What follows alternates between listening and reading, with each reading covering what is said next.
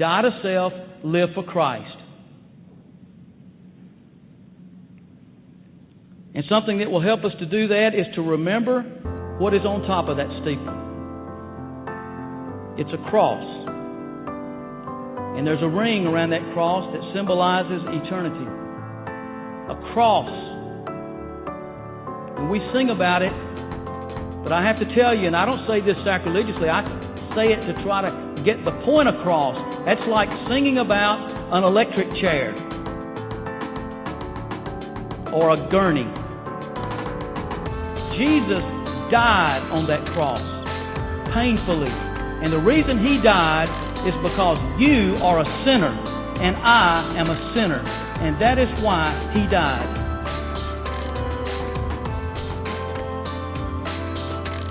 We are sinners, and our sin is so foul and so grave that the only remedy for that sin was that Jesus had to die. Now, what is it again we don't want to do for him? What is it again that's bothering us? What is it again that's inconvenient? Following Jesus means bearing our cross, being crucified to self, crucified to this offense, that offense, this hassle, that hassle. What does it matter? Jesus died for you.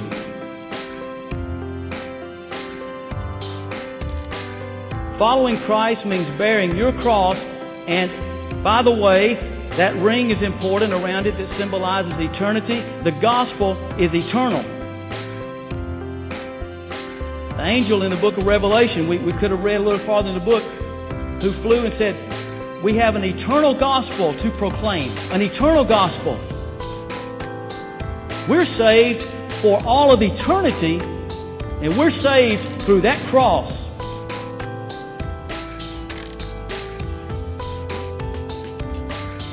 There's a hymn we don't sing very much. We should probably sing it more, but we have other wonderful hymns about the cross. In the cross of Christ I glory, towering o'er the wrecks of time. The cross.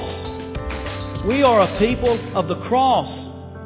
We are a people who were ransomed because of our sinfulness by death, and we are a people who must be willing to bear our cross and suffer for Christ and die to self.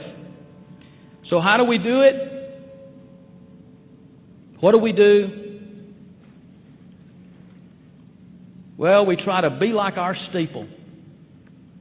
Number one, point to God. Number two, live under the cross.